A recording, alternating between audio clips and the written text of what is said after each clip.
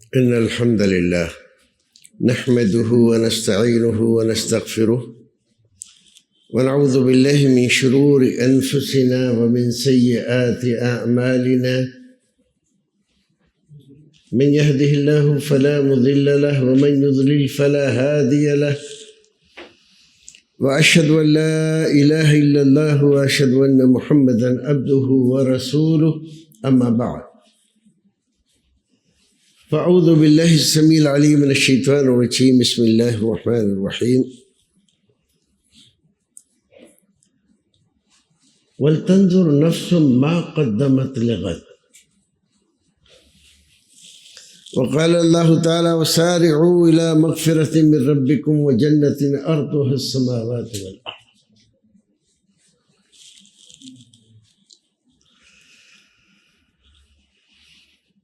وقال النبي صلى الله عليه وسلم اتقوا النار ولو بشق تمرة۔ برادران اسلام دینی بھائیو، یہ دنیا جس میں ہم رہتے بستے ہیں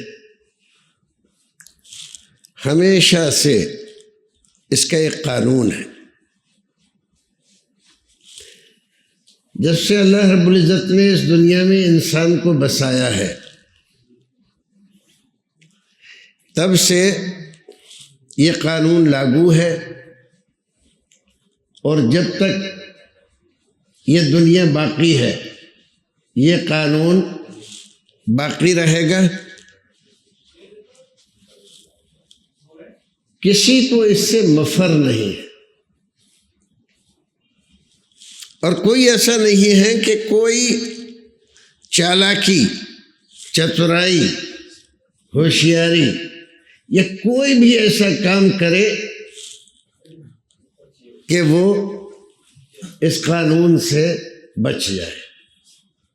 اینما تکونوا یدرککم الموت ولو کنتم فی بروج مشیدہ۔ انسان پیدا ہوتا ہے، ایک وقت متعین اس دنیا میں گزارتا ہے، اب جیسا بھی وہ گزارے، اور ایک وقت آتا ہے کہ دنیا سے چلا جاتا ہے۔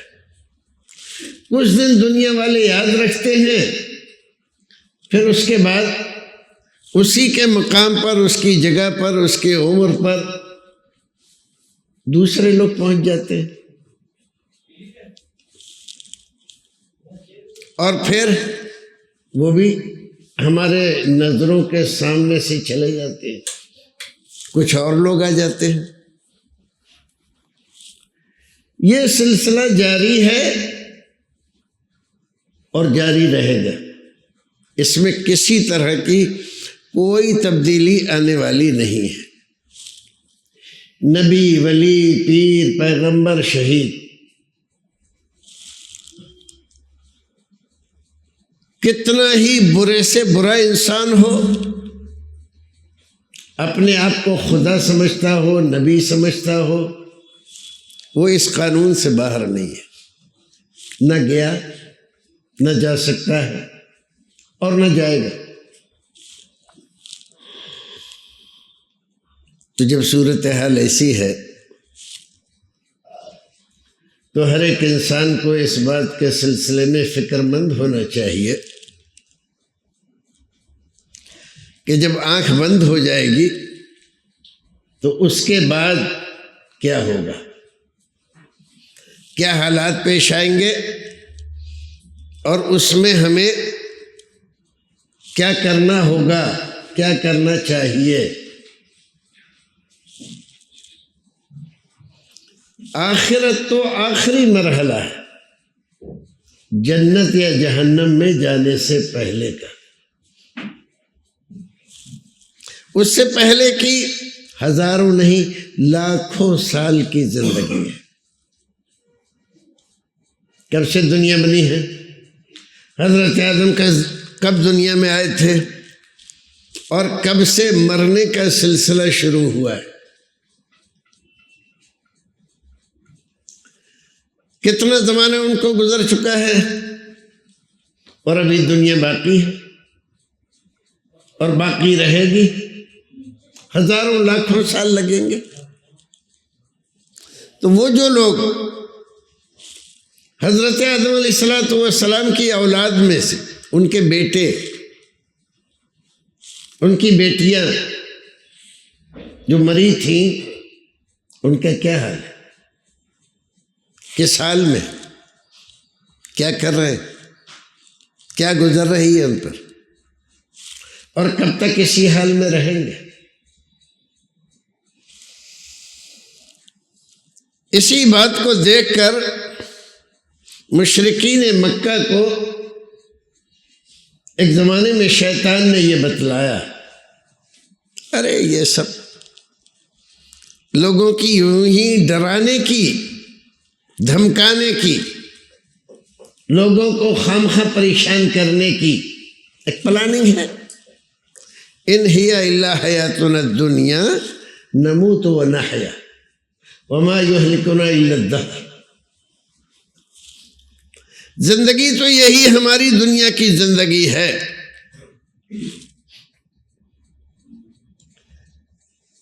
نموت و نحیا، مرتے ہیں، زندہ ہوتے ہیں، اور ہمیں مارتا اور جلاتا کون ہے؟ زمانہ، دہر، اللہ نہیں۔ وما یہلکنا الا الدہر۔ زمانے کی گردش آدمی کو آخر کار لا کر ایسی مصیبت میں پھنسا دیتی ہے کہ موت کے علاوہ اس کے پاس کوئی اور چارہ رہ ہی نہیں جاتا۔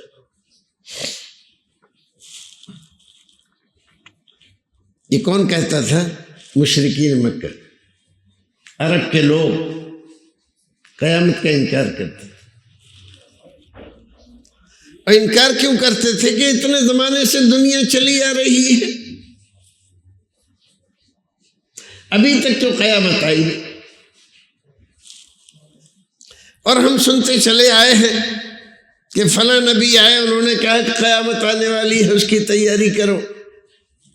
فلاں نبی آئے، انہوں نے کہا تیاری کرو، قیامت آنے والی ہے، جنت ہے، دوزخ ہے، ہولناکیاں ہیں، بربادیاں ہیں، پریشانیاں ہیں، پل صراط ہے، کہاں کچھ ہے؟ ہم تو نہیں دیکھتے۔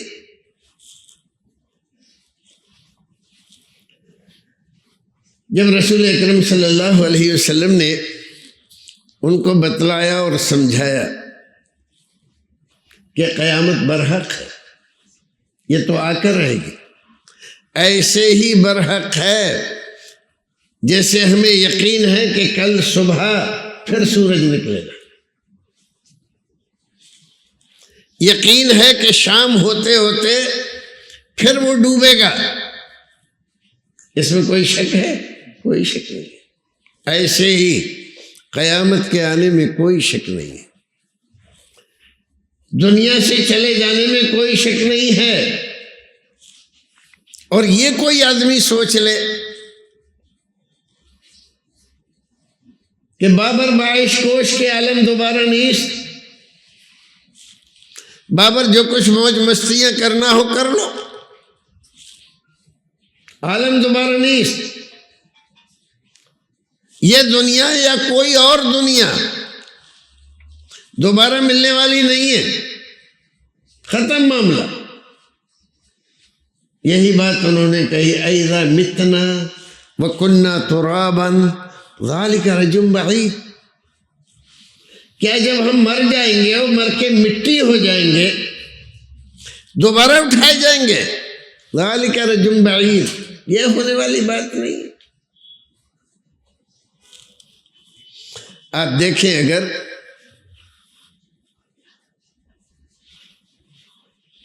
تو قرآن شریف میں جتنی صورتیں ہیں وہ جتنی صورتیں مکی کہلاتی ہیں، ان میں بنیادی طور پر 5 مضامین کا ذکر کیا گیا ہے۔ توحید باری تعالیٰ، رسالت انبیاء، انبیاء پر ایمان لانے والے نیک اور صالح لوگ اور ان کا اچھا اور بہتر انجام، اور نبیوں کی مخالفت کرنے والے، ان کے دعوت کے راستے میں روڑے اٹکانے والے، بدکاری کی زندگی گزارنے والے، ان کا برا انجام۔ عاد، سمود، حضرت نوح، حضرت لوط، حضرت صالح اور ان کی قوموں کا جو حال رہا، اللہ رب العزت نے بڑے بڑے عذابوں میں ان کو گرفتار کر کے پوری قوم کا صفایا کر دیا۔ بار بار اللہ رب العزت اس کو بیان کرتا ہے۔ 4 چیزیں یہ ہیں، اور 5ویں چیز ہے عقیدہ آخرت، کہ موت کے بعد برزخ کی زندگی ہے اور اس کے بعد آخرت ہے۔ زندگیاں جو قرآن بیان کرتا ہے 3 بڑی زندگیاں بیان کرتا ہے۔ ایک، دنیا میں آنے سے پہلے کی زندگی، آپ نے یہ سنا ہوگا کہ اللہ رب العزت نے حضرت آدم علیہ السلام کو پیدا فرمانے سے پہلے 1-2 دن نہیں، 1-2 سال نہیں، سینکڑوں سال پہلے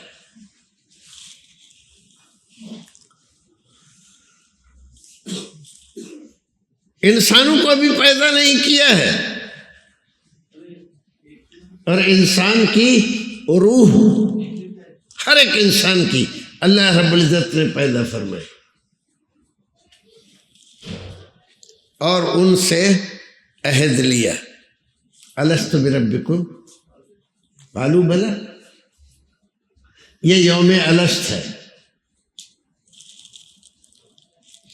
ابھی ہمارے باپ دادا کیا، لکڑ دادا شکڑ دادا بھی دنیا میں نہیں آئے تھے، اور تب اللہ رب العزت نے ہم سے یہ عہد لے لیا تھا۔ یہ عالم ارواح ہے۔ اور پھر ہم عالم دنیا میں آتے ہیں۔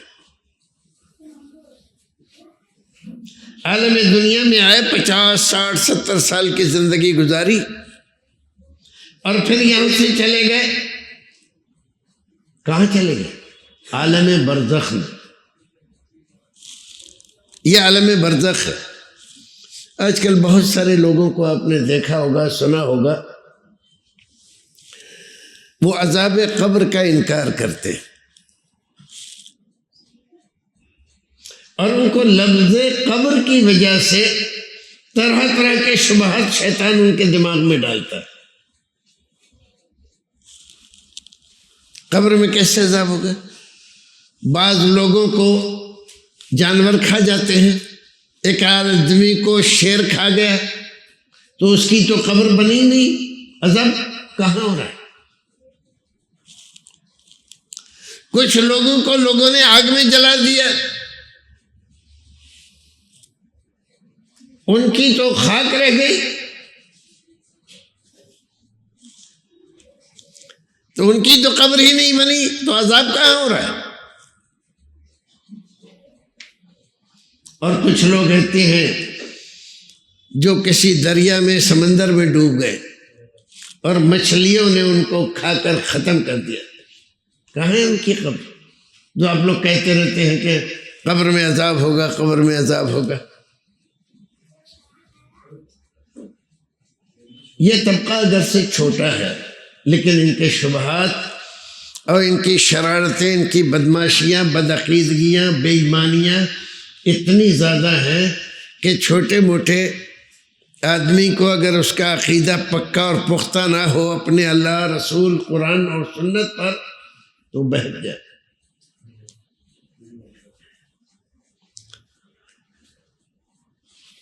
یہ بھول جاتے ہیں کہ قرآن میں بار بار، یہ منکرین حدیث کا گروپ ہے اصل میں، یہ عذاب قبر ہی کا انکار نہیں کرتے، کیونکہ عذاب قبر کا تفصیلی تذکرہ احادیث میں ہے، قرآن میں نہیں۔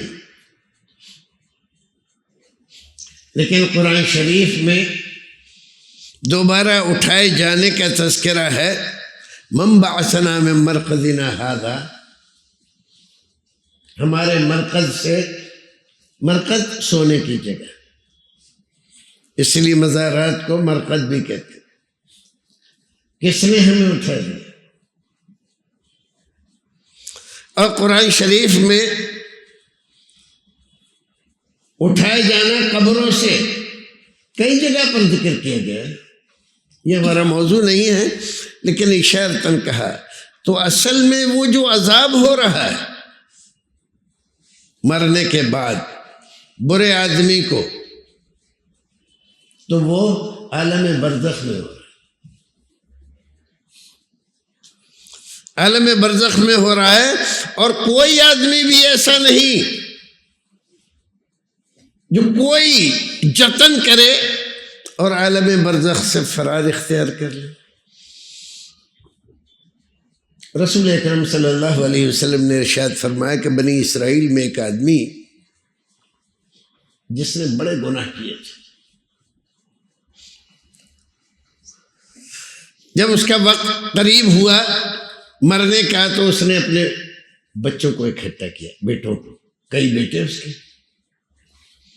اور وصیت کی بیٹوں کو، بیٹا میں نے زندگی بھر تمہارے لیے کمایا ہے، یہ مال، یہ پیسہ، زمین جائیداد، یہ سونا، یہ چاندی، دیکھو میں ایک وصیت کر رہا ہوں، اب میں دنیا سے جانے والا ہوں،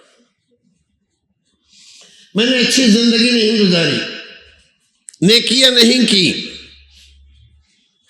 دنیا کمانے میں، مال کمانے میں لگا رہا، اگر اللہ رب العزت نے مجھے پکڑا تو بہت سخت سزا دے گا۔ وہ مسلمان تھا۔ تو ایسا کرنا جب میں مر جاؤں تو مجھے جلا دینا، اور جو میری راکھ میرے جلانے کے بعد بچے اس کو تمام دنیا میں دور دور تک پہاڑوں میں، جنگلوں میں، دریاؤں میں بہا دینا۔ کیا سوچ کے اس نے ایسا کیا کہ اللہ رب العزت نے دوبارہ اگر مجھ کو زندہ کیا تو بہت عذاب دے گا، کیونکہ میں نے اچھے اعمال نہیں کیے۔ فکر ہے اس کو اس بات کی کہ اللہ کے عذاب سے بچ جائے۔ اس کے بیٹوں نے ویسا ہی کیا، اس کے مرنے کے بعد اس کو جلایا، اور اس کی راکھ جہاں تک وہ پہنچا سکتے تھے، اڑا سکتے تھے، دریاؤں میں، جنگلوں میں، بیابانوں میں، سب جگہ اڑا دی، پھیلا دی۔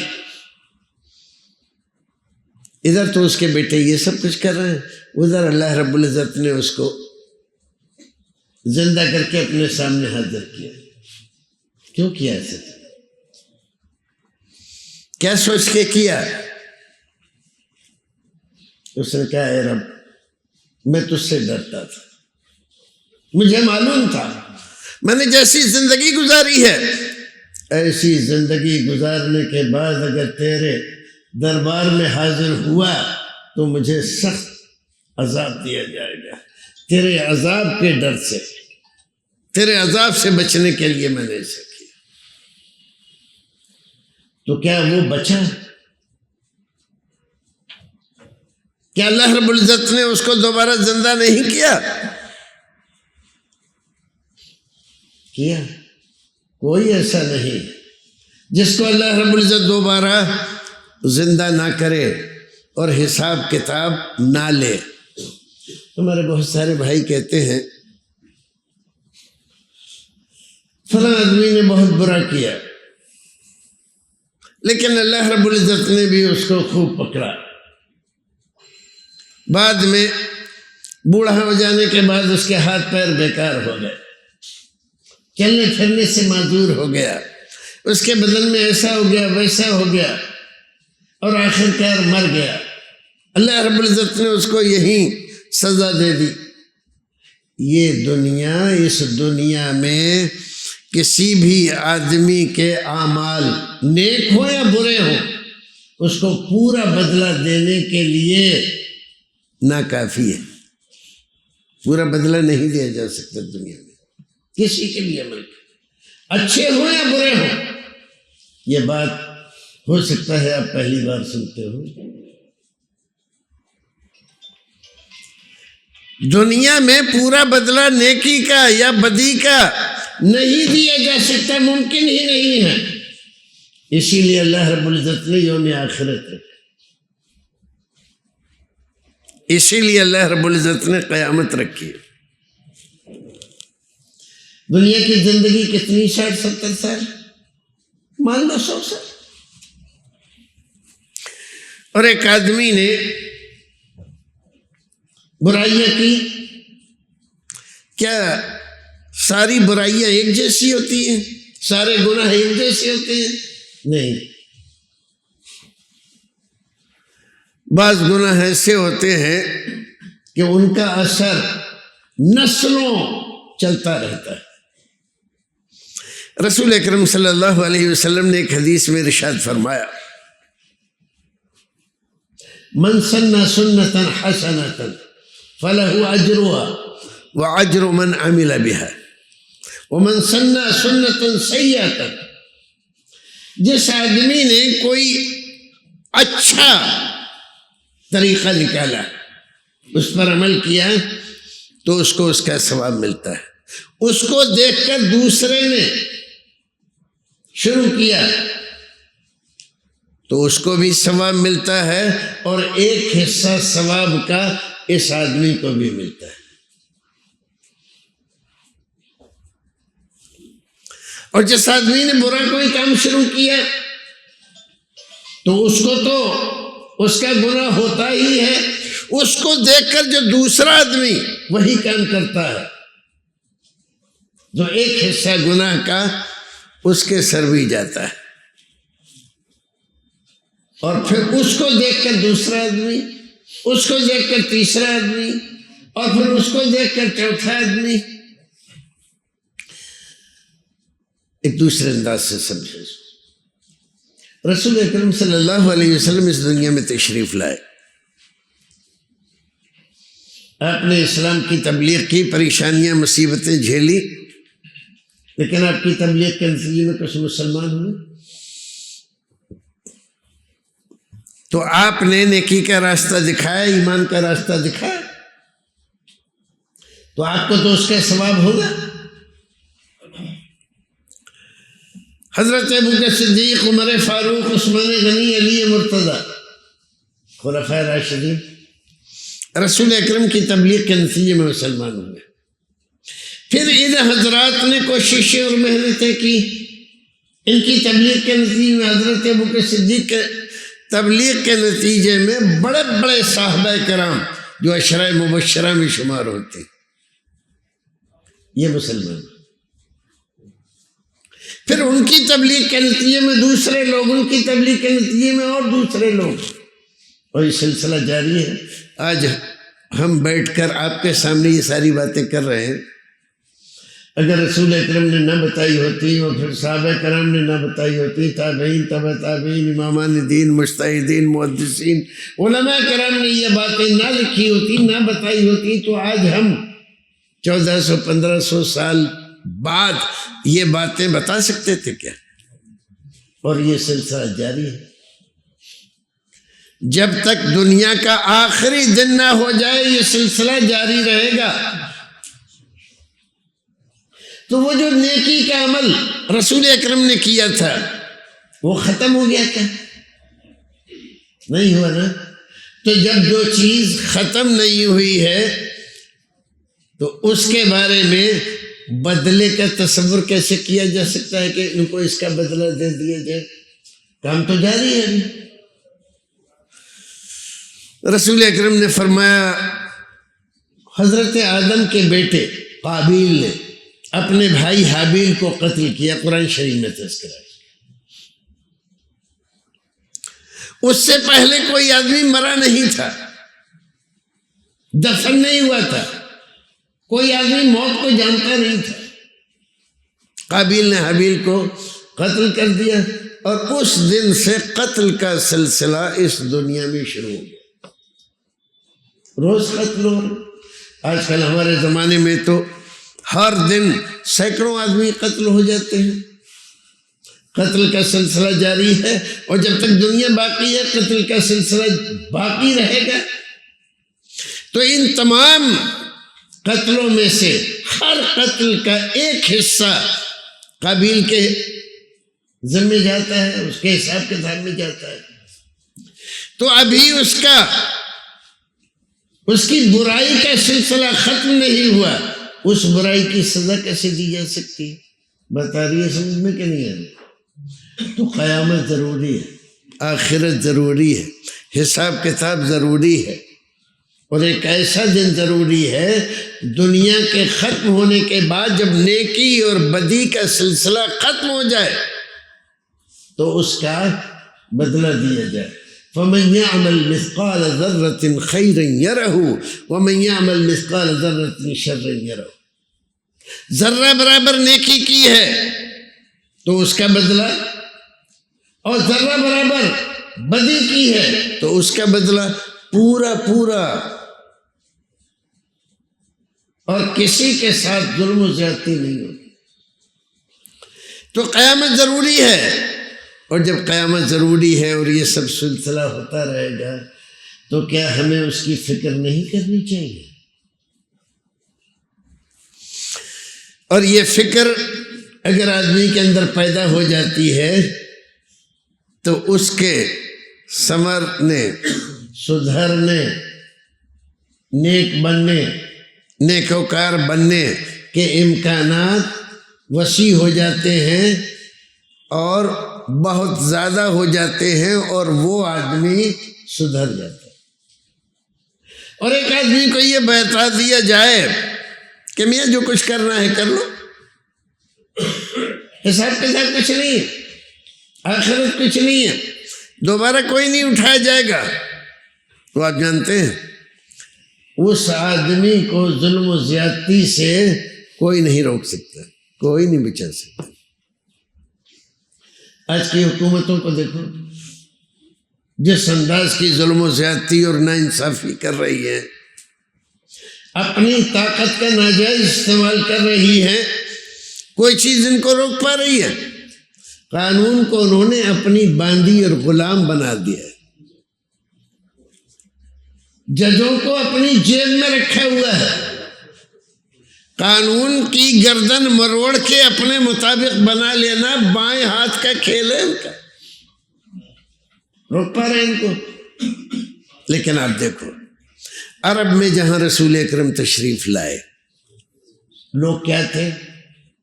ظلم کی انتہا تھی، گناہوں کی انتہا تھی۔ آدمی خود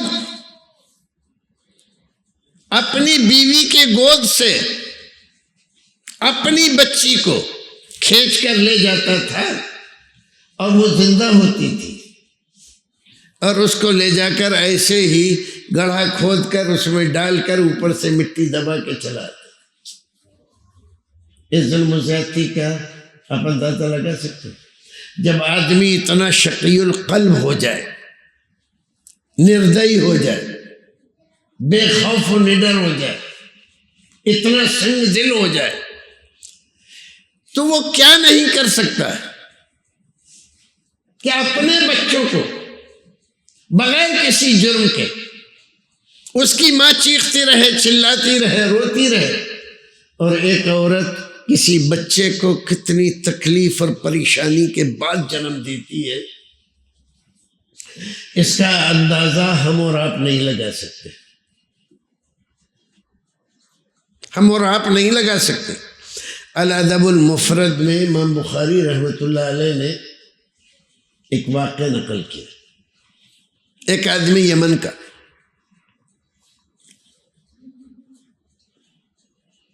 اپنی پیٹھ پر اپنی ماں کو لاد کر خانہ کعبہ کا طواف کرا رہا ہے، طواف کرا رہا ہے۔ اچانک اس کی نظر حضرت عبداللہ ابن عمر رضی اللہ تعالیٰ عنہ پر پڑی، سلام کیا، رک گیا اور پوچھا کہ یہ میری ماں ہے۔ تمام اعمال حج میں نے اس کو ایسے ہی کرائے ہیں، اپنی پیٹھ پر لاد کر۔ خانہ کعبہ کے چکر ہی نہیں، باقی سارے کام بھی، منا، مزدلفہ، عرفات، کیا میں نے اس کا حق ادا کر دیا؟ کس کا؟ ماں کا۔ جواب کیا تھا؟ لا لا ولا حضرت۔ تیری ماں نے تجھے پیدا کرتے وقت جو ایک جھرجھری لی تھی تکلیف اور پریشانی میں، جو اس کی جان پر گزری تھی تکلیف، اس کا حق بھی ادا نہیں۔ ماں باپ کا حق کوئی ادا نہیں کرتا۔ جبکہ وہ آدمی اپنی پیٹھ پر اپنی ماں کو لاد کر تمام اعمال حج کر رہا ہے، تو آپ دیکھ رہے ہیں کہ ماں کی وہ تکلیف اور ایسی تکلیفیں اس آدمی کے لیے کوئی حیثیت نہیں رکھتا یہ ہے، اور اس کی ماں کی گود سے اس کو کھینچ کر بچی کو، اس کی اپنی بچی ہے، لے جاتا ہے اور گڑھا کھود کر اس میں دفن کر دیتا ہے۔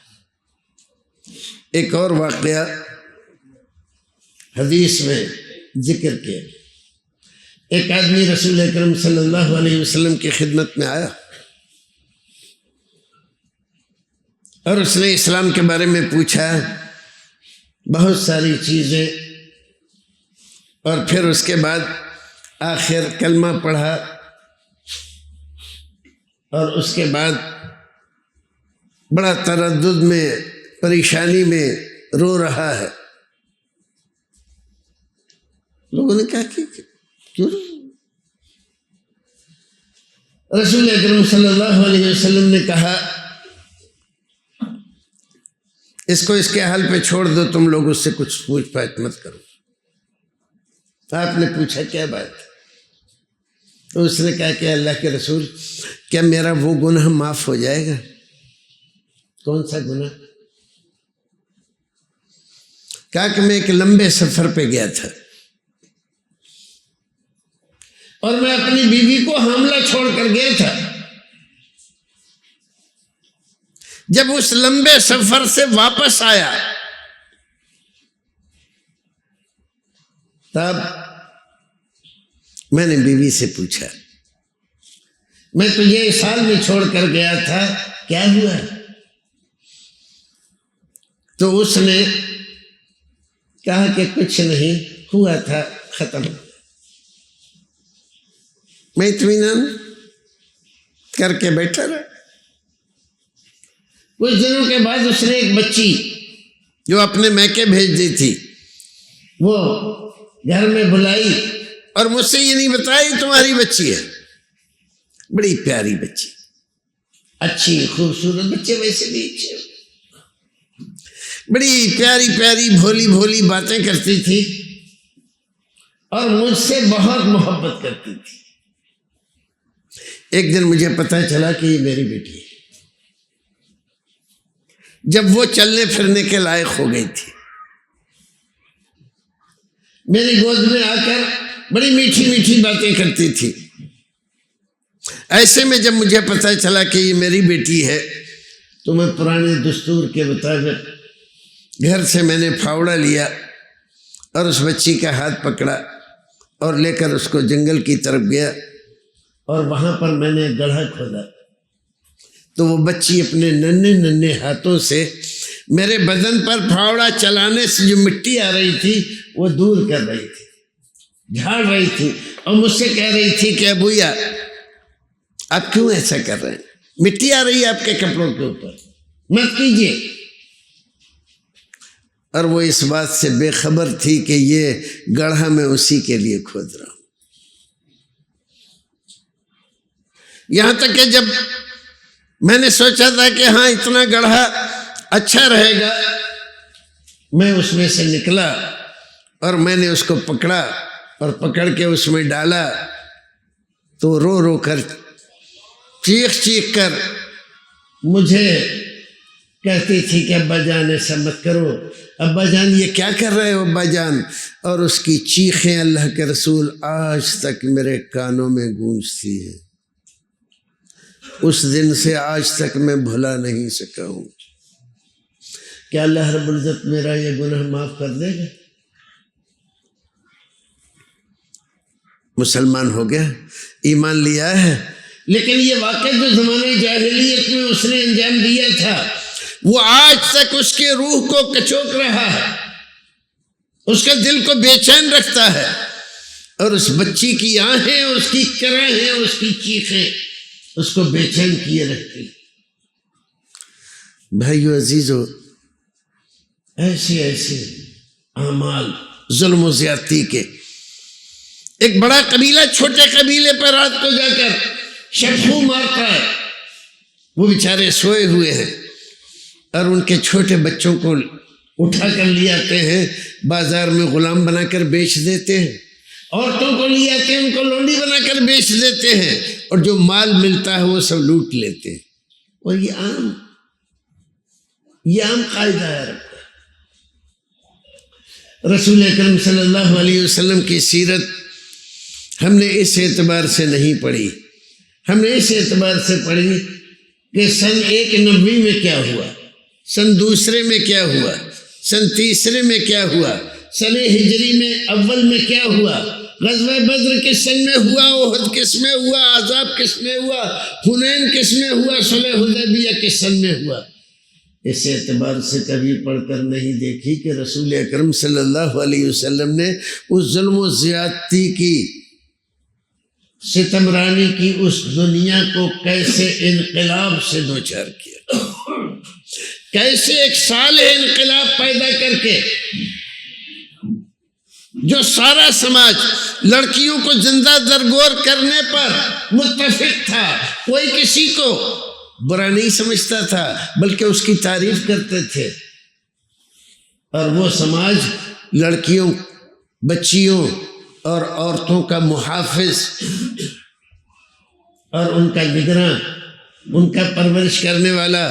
ایک حدیث میں رسول اکرم نے فرمایا انا وکافل الیتیم، اور ایک روایت میں بچیوں کی کفالت کرنے والا، کہاتین، ایسے کر کے بتایا، جیسے ان 2 انگلیوں میں فرق ہے نا، بس اتنا فرق ہوگا۔ اور اس کا اثر کیا ہوا؟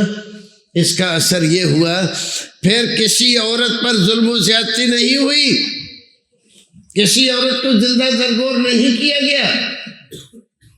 وہ انقلاب پیدا کیا رسول اکرم نے صرف 10 سال کی عمر، 10 سال صرف، ہجرت کی پہلی سال سے آخری سال حجۃ الوداع، 10 سال، چند مہینے، چند دن، اور دنیا سے آپ پوچھ سکتے ہیں۔ دنیا کی پوری تاریخ دیکھو، اتنی کم مدت میں اتنا بڑا انقلاب، سارے عرب کی کایا پلٹ دی۔ وہ بجلی کا کڑکا تھی یا صوت ہادی، زمین نے عرب جس نے ساری ہلا دی، خود نہ تھے جو راہ پر، اوروں کے ہادی بن گئے۔ کیا نظر تھی جس نے مردوں کو مسیحا کر دیا؟ رسول اکرم صلی اللہ علیہ وسلم کی زندگی کا یہ روح، یہ پہلو آپ اگر پڑھنا چاہتے ہیں تو شیخ محمد بن عبد الوہاب نجدی رحمۃ اللہ علیہ کی ایک کتاب ہے چھوٹی سی، مسائل الجاہلیہ التی خالف فیہا رسول اللہ علی الجاہلیہ۔ اس کتاب کا ترجمہ اردو میں بھی ہو گیا ہے، بعض لوگوں نے ہندی میں بھی کر دیا ہے، لیکن بغیر شرح کے، بغیر کسی عالم کی تشریح کے اس کتاب کو اس طرح سے نہیں سمجھایا جا سکتا جیسے میں آپ کو بتلا رہا ہوں کہ رسول اکرم صلی اللہ علیہ وسلم نے کتنا بڑا انقلاب پیدا کیا۔ لوگ اعتراض کرتے ہیں اسلام نے، رسول اکرم نے اتنی جنگیں کی، اتنا یہ کیا۔ آپ کی 10 سال کی زندگی میں جتنی بھی جنگیں، جتنے غزوات، جتنے سرایا پیش آئے، کل تعداد کافروں کی، مسلمانوں کی، لگا لو کتنے ہوئے، کتنے مرے، کتنے زخمی ہوئے۔ آج چھوٹی سی جنگ کہیں ہوتی ہے دنیا میں تو اس سے زیادہ ایک دن میں لوگ مر جاتے ہیں، اور اسلام پر اعتراض کرتے ہیں۔ 10 سال کی وہ زندگی جس میں قاتلوں کو، رہزنوں کو، لوٹیروں کو، باغیوں کو، عورتوں کی بے حرمتی کرنے والوں کو، ضعیفوں اور کمزوروں کو ستانے والوں کو رسول اکرم نے ٹھیک کر دیا، ڈنڈے کے زور پر نہیں، دل بدل کر، ان کی روحانی قوتوں کو جگا کر، ان کے دلوں کی صلاحیتوں کو قابل کاشت اور قابل تبدیل بنا کر۔ قرآن نے کہا ہے نا کہ تمہارے دل ایسے ہو گئے جیسے پتھر، وَمِنَ الْحِجَارَةِ مَن يَتَفَجَّرُ مِنْهُ الْأَنْهَارُ، حالانکہ پتھروں میں بھی کچھ ایسے پتھر ہوتے ہیں کہ جس سے پھٹ جاتے ہیں اور نہریں جاری ہو جاتی ہیں، لیکن تمہارے دل اس سے بھی زیادہ سخت ہے۔ ایسے سخت دلوں کو رسول اکرم صلی اللہ علیہ وسلم نے موم کر کے ایسا بنا دیا کہ اسلام کی ایک بات کو لے کر وہ دنیا میں پھرے۔ یہ لوگ تو قیامت کو مانتے نہیں تھے، آخرت کو مانتے نہیں تھے۔ حضرت عثمان غنی رضی اللہ تعالیٰ عنہ، حضرت ابوبکر صدیق رضی اللہ تعالیٰ عنہ، ان کی زندگیوں کو آپ پڑھو اور دیکھو آپ، حضرت ابوبکر صدیق رضی اللہ تعالیٰ عنہ کبھی کبھی تنہائی میں بیٹھ کے روتے تھے، روتے روتے ہچکی بن جاتی تھی، اور کہتے تھے کاش میں ایک پرندہ ہوتا، میں ایک پرندہ ہوتا، انسان نہ ہوتا، کچھ دن اس ڈالی سے اس ڈالی پر پھرتا اور کسی دن شکاری کا شکار بن جاتا، لوگ مجھے کاٹ پیٹ کے بھون کے کھا جاتے، قصہ ختم ہو جاتا، لیکن میں انسان ہوں، جو کچھ کر رہا ہوں اس کا حساب کتاب مجھے دینا پڑے گا۔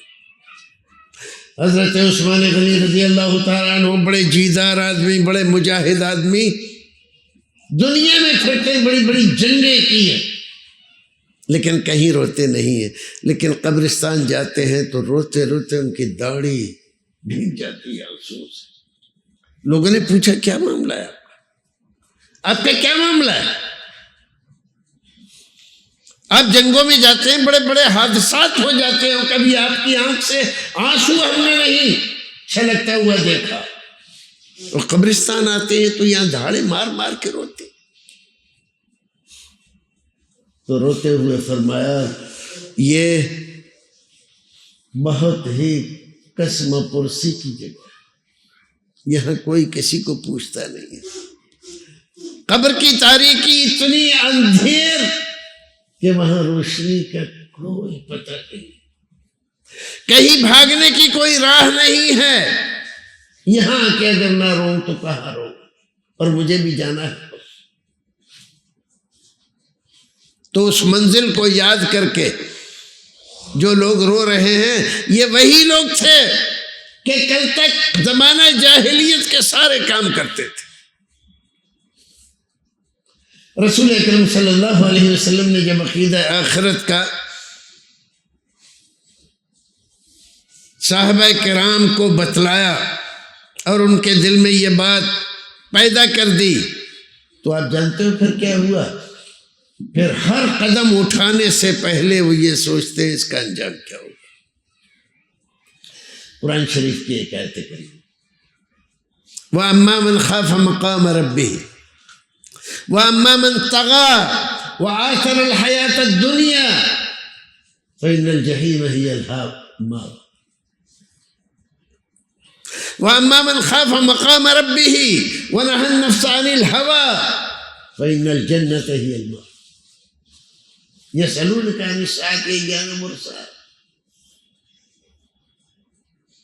دیکھ رہے ہیں دو باتیں، دنیا میں دو ہی آدمی ہیں، تیسرا نہیں ہے کوئی۔ ایک وہ ہے جو زندگی اس انداز سے گزارتا ہے کہ دنیا ہی دنیا ہے اور کچھ نہیں ہے، جو چاہو کر لو، موج مستی، جیسے چاہو زندگی گزر، کوئی گناہ ونا نہیں ہے، یہ موقع ملا ہے موج مستی کر لو، وہ کر رہے ہیں لوگ۔ پیسہ کمانا ہے کما لو، حلال سے حرام سے، جیسے یحسب ان مالہ اخلدہ، جو مال کمایا ہے اس کے بارے میں یہ سوچتے ہیں کہ یہ مال اس کو ہمیشہ رکھے گا، یہ ہمیشہ رکھے گا مال اس کو۔ کسی کو رکھا ہے؟ فرعون، نمرود، حامان، شداد، کیا دولت کی کمی تھی ان کے پاس؟ جنہوں نے اسی دنیا میں جنتیں بنائیں، بڑے بڑے ٹاور بنائے۔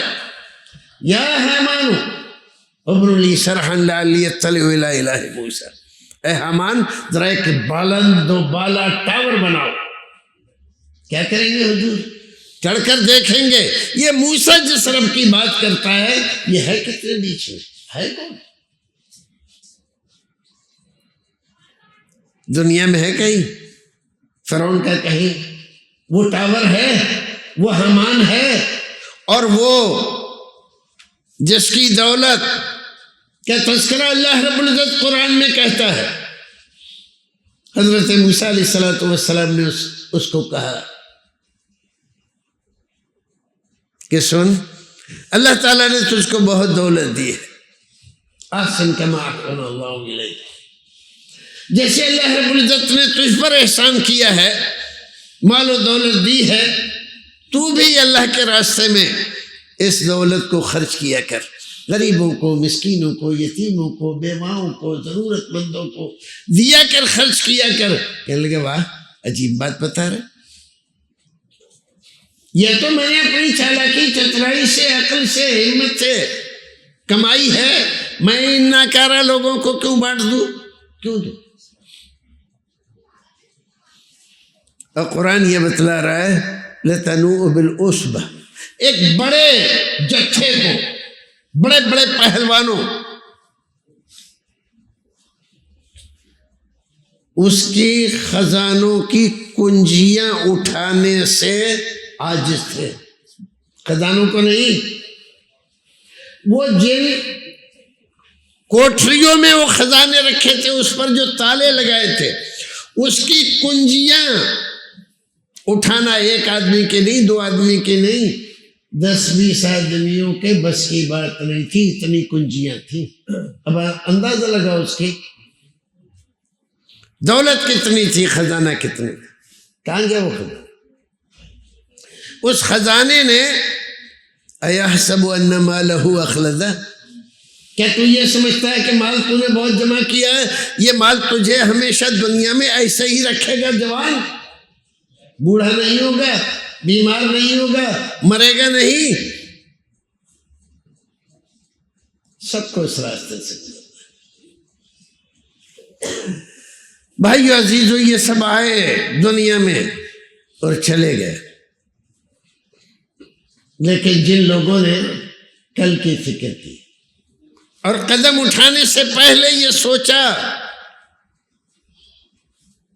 کہ کل اس کا حساب ہوگا تو میں کیا جواب دوں گا، اسلام نے، رسول اکرم نے اپنے ماننے والوں کو یہ سکھایا، تو پھر یہ ہو گئے وہ فرسان بالنہار وزہاد باللیل، رات بھر نماز میں کھڑے ہوئے ہیں، اللہ سے راز و نیاز ہو رہی ہے، یہ رات کے زاہد و عابد ہیں، اور دن بھر گھوڑے کی پیٹھ پر بیٹھ کر تلوار چلاتے ہیں، فرسان بالنہار۔ وَأَمَّا مَنْ طَغَىٰ، جس آدمی نے طغیان و سرکشی کی زندگی گزاری، وَآثَرَ الْحَيَاةَ الدُّنْيَا، اور دنیا کی زندگی کو ہی سب کچھ سمجھا، وَإِنَّ الْجَحِيمَ هِيَ الْمَأْوَىٰ، اللہ رب العزت نے اس کا انجام بھی بتلایا۔ دنیا میں کبھی اللہ کی بات نہیں مانی، رسول اللہ کی نہیں مانی، قرآن کی نہیں مانی، شریعت کی نہیں مانی، ہمیشہ اپنے نفس کے پیچھے رہا، جو کچھ نفس نے کیا وہ کیا، تو اس کا انجام کیا ہے؟ فَإِنَّ الْجَحِيمَ هِيَ الْمَأْوَىٰ، جہنم اس کا ٹھکانہ ہے۔ حساب کے ساتھ تو ابھی ہوا نہیں، انجام اللہ رب العزت نے بتا دیا قرآن میں۔ حساب کتاب ہوگا، ہونے کے بعد انجام یہ ہے وَأَمَّا مَنْ خَافَ مَقَامَ رَبِّهِ، لیکن جو آدمی اپنے رب کے سامنے کھڑے ہونے سے ڈرا، مقام ربی، کل قیامت کا دن ہوگا اور اللہ رب العزت جاہ و جلال کے ساتھ عدل کی کرسی پہ بیٹھا ہوگا اور فرشتے مجھے اس کے دربار میں حاضر کریں گے اور میرا نامہ اعمال کھولا جائے گا، اور نامہ اعمال ایسی چیز ہوگی لا یغادر صغیرۃ ولا کبیرۃ الا احصاها، بڑی سے بڑی نیکی، چھوٹی سے چھوٹی نیکی، کوئی نیکی ایسی نہیں ہوگی جو اس میں لکھی نہیں، کوئی برائی ایسی نہیں ہوگی جو اس میں لکھی نہیں ہے۔ انسان دیکھ کر حیران رہ جائے گا اور کہے گا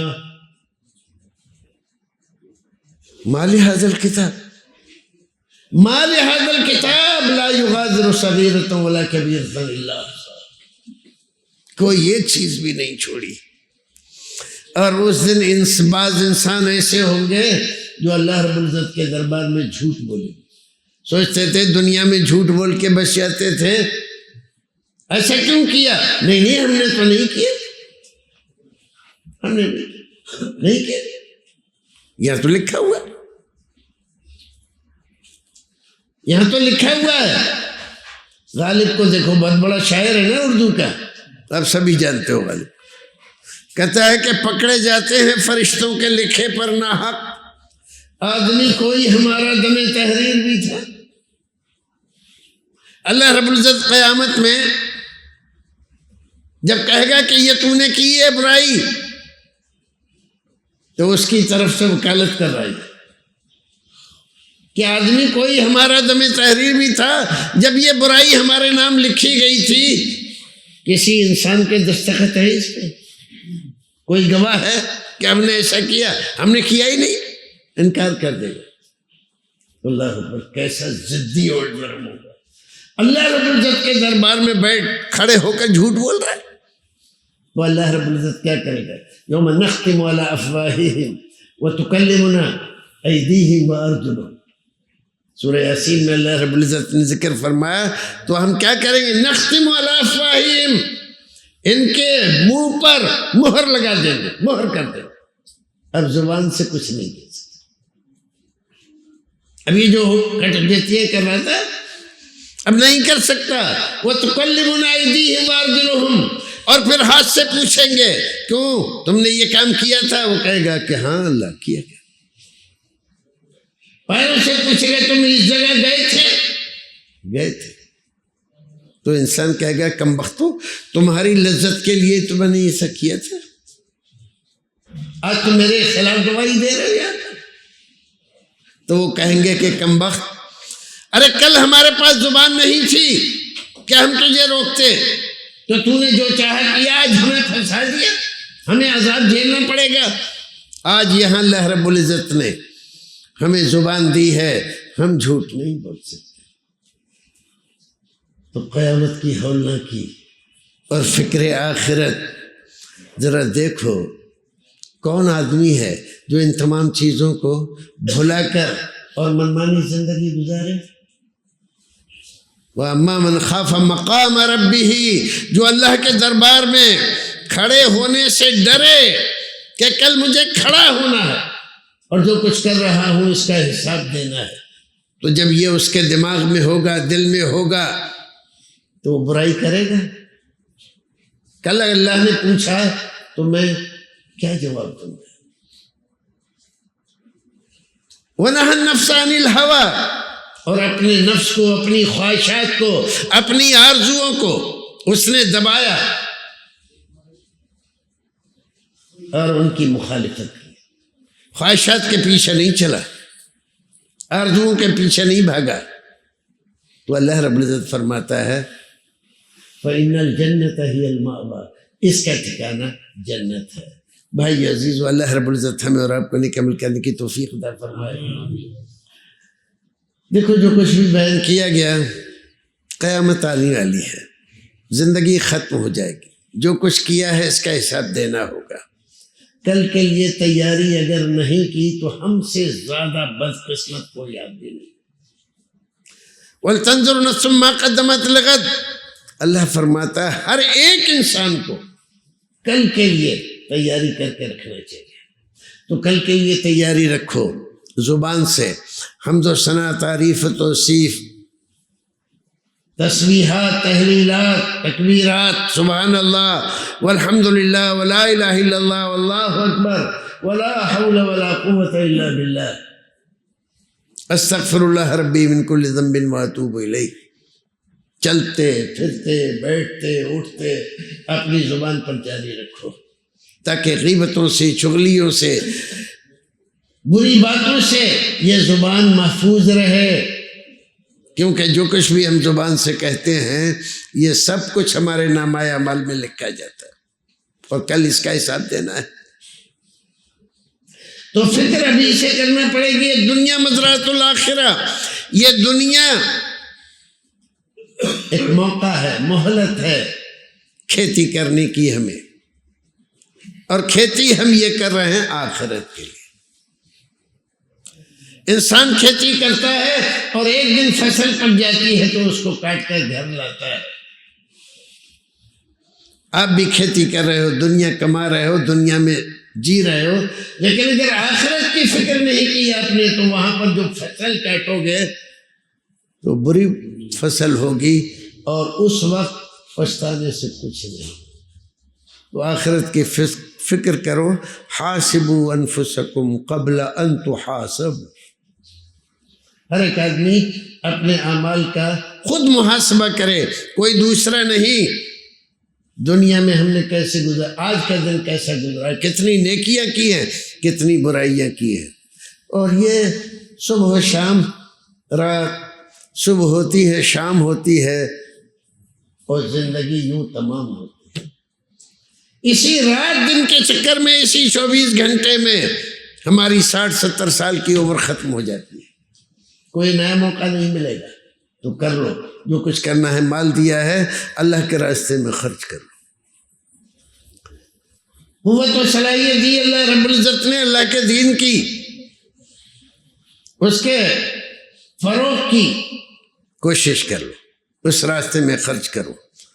زبان دی ہے اللہ رب العزت نے، اچھی بات، اچھے کلمات کہتے رہو. ماں کا، باپ کا، بھائیوں کا، برادروں کا اور پڑوسیوں کا خیال کرو. چھوٹوں پہ شفقت کرو، بڑوں کا احترام کرو، عزت کے ساتھ زندگی گزارو، نیکی کرو. رسول اکرم نے فرمایا کہ اگر تم اپنے بھائی سے خوش روئی کے ساتھ، ہنستے ہوئے چہرے کے ساتھ آپ ملتے ہو، دعا سلام کرتے ہو، تو یہ بھی اللہ رب العزت تمہارے نامہ اعمال میں صدقے میں لکھتا ہے. تو نیکی کرنا دشوار نہیں ہے، بہت آسان ہے، لیکن فکر تمہارے سامنے رہنی چاہیے کہ کل کی ہم تیاری کر رہے ہیں. اللہ رب العزت ہمیں اور آپ کو نیک عمل کرنے کی توفیق عطا. بھائی عزیزو، ہم دلی سے آئے ہیں. اس ہندوستان میں جو قبر پرستی، جو بدعات کی گرم بازاری آج ہے، ایک زمانے میں اس سے اور کہیں زیادہ تھی. اور یہ گرم بازاری اتنی تھی کہ یہاں پر کتاب و سنت کی بات کہنا، رسول اکرم کی سنت پہ چلنا، یوں سمجھ لو کہ لوہے کے چنے چبانا تھے. ایسے میں اللہ رب العزت نے ایک بندے کو کھڑا کیا، شیخ الکل فی الکل میاں سید محمد نذیر حسین محدث دہلوی رحمۃ اللہ علیہ. ہمارے جماعت اہل حدیث کے جتنے بڑے بڑے عالم ہیں، حضرت مولانا ثناء اللہ صاحب رسری، عبداللہ غزنوی، عبدالاحد غزنوی، مولانا شمس الحق بیانوی، مولانا عبد الرحمن مبارک پوری، ایک سلسلہ ہے ہندوستان کے ہی نہیں، افغانستان، عرب، رشیا اور انڈونیشیا، ملیشیا اور سماٹرا، یہاں تک کہ طلباء کو انہوں نے ہزاروں طلباء کو 60 سال بخاری شریف پڑھائی انہوں نے ہندوستان۔ ان کے خلاف بڑی سازشیں ہوئی، شرارتیں ہوئی، جیل میں ڈالا گیا، انگریزوں کا زمانہ تھا، راول پنڈی جیل میں مدت گزاری انہوں نے، لیکن کبھی ہمت نہیں ہاری۔ ان کا ادارہ تھا مدرسہ میاں صاحب دلی میں، 47 کے ہنگامے میں بند ہو گیا۔ پھر اس کے بعد ہماری جماعت کے بڑے بڑے علماء کے کہنے سے دلی والوں نے دوبارہ اس کو سن 82 میں شروع کیا، تب سے آج تک چل رہا ہے۔ جگہ چھوٹی ہے، مدرسے کی اصل جگہ دوسروں کے قبضے میں ہے، کلاس روم دوسروں کے قبضے میں ہے، ہاسٹل دوسروں کے قبضے میں ہے، مقدمہ چل رہا ہے۔ آپ دیکھ رہے ہیں کہ کس قدر مہنگائی ہے، مدرسہ چلانا دشوار ہے، تو اس کے لیے حضرت مولانا انوار احمد صاحب ہمارے ادارے سے تشریف لائے ہیں، اور میں بھی ان کے ساتھ آیا ہوں، ان کے ساتھ تعاون کریں تاکہ یہ ادارے چلتے رہیں، تاکہ اس طرح کی مجلسیں اور مسجدوں کے امام، ممبروں کے لیے خطیب، یہ ہمیں ملتے رہیں۔ آج بڑی کوششیں ہو رہی ہیں مدارس کو بند کر دیے جائے، کیوں؟ اس لیے کہ دین کا، ایمان کا سارا تعلق ان مدارس سے جڑا ہوا ہے۔ اگر مدارس بند کر دیے جائیں تو کچھ دنوں کے بعد مسلمان دین و ایمان سب بھول جائیں گے اور پھر سے بت پرستی کی طرف مائل ہو جائیں گے، نہیں تو قبر پرستی ہی کرنے لگے۔ تو اس ادارے کا تعاون کریں۔ ایک اور بات، ہمارے پڑوسی ملک میں ایک کتاب لکھی گئی، نام ہے اس کا الوہابیت، اور یہاں پر ہندوستان میں کتاب و سنت پر چلنے والوں کو وہابی کے نام سے یاد کیا جاتا ہے۔ وہابیوں کے ذمے جتنے اعتراضات، جتنے الزامات، جتنے بہتانات ہو سکتے ہیں آج تک لگائے گئے، اس آدمی نے اس کتاب میں جمع کیا ہے، الوہابیت میں۔ 15 سال سے یہ کتاب ہندوستان میں 6 جگہ سے چھپی۔ بہت سارے لوگوں نے اصرار کیا ہم سے، اور ہم نے اللہ رب العزت کی مدد سے، اس کے تعاون سے اس کتاب کا جواب لکھا۔ کتاب 2 حصوں میں ہے، نام ہے اس کا وہابیت کی تلاش۔ اردو میں اس کے 2 ایڈیشن نکل چکے ہیں، تیسرا نکلا ہے۔ لوگوں کا مطالبہ تھا کہ یو پی میں اردو کم ہو رہی ہے، دلی میں، یو پی میں، بہار میں اردو کا حلقہ سمٹ رہا ہے، آپ اس کو ہندی میں چھاپیے۔ تو ہم نے اسی ہفتے ہندی میں اس کو چھاپا ہے 2 حصوں میں۔ ضرورت اس بات کی ہے کہ ہم اپنے بھائیوں کو، ہمارے بھائی تھوڑے بھٹکے ہوئے، اللہ کو چھوڑ کر قبروں سے وابستہ ہو گئے ہیں، ان تک یہ کتاب پہنچائی جائے تاکہ وہ اپنے آپ کو، اپنے اعمال کو سدھاریں، شرک و بدعت سے باز رہیں۔ اگر ایک آدمی، جیسا کہ اللہ کے رسول نے حضرت علی سے فرمایا لَأَن يَهْدِيَ اللَّهُ بِكَ رَجُلًا وَاحِدًا خَيْرٌ لَكَ مِنْ حُمْرِ النِّعَمِ، آپ کی کوشش سے اگر ایک آدمی شرک و بدعت کو چھوڑ کر توحید سے وابستہ ہو گیا تو سمجھ لو کہ بہت بڑی کامیابی ہے۔ تو آپ لوگ اکٹھے ہو کے کچھ لوگ 150 کتابیں منگاؤ، اور یہاں پر ایسے لوگوں کو ٹارگیٹ کر کے دو کہ جو سمجھنا چاہتے ہیں، ہماری طرف سے بدگمانی میں مبتلا ہے، پڑھیں اور ان کو کہو کہ بھائی یہ کتاب ہے، اس کو ذرا پڑھ کے دیکھو، آپ اس میں کیا کیا غلطی ہے ہمیں بتانا۔ اگر ایک آدمی کے دماغ میں بھی بات آ گئی اور وہ سدھر گیا تو آپ سمجھ لیجئے کہ فکر آخرت کا یہ بہت بڑا باب ہوگا جو ہم نے اپنے لیے تیار کر لیا۔ کتاب نمونے کے طور پر ایک کتاب ہم لے کر آئے ہیں، مولانا کتاب دیں گے اور مولانا کے ساتھ تعاون کریں۔ اللہ رب العزت آپ کے مال میں، اولاد میں برکت عطا فرمائے اور یہ ادارہ چلتا رہے، علماء تیار ہوتے رہے، اور ہمارے سارے ہی ادارے جو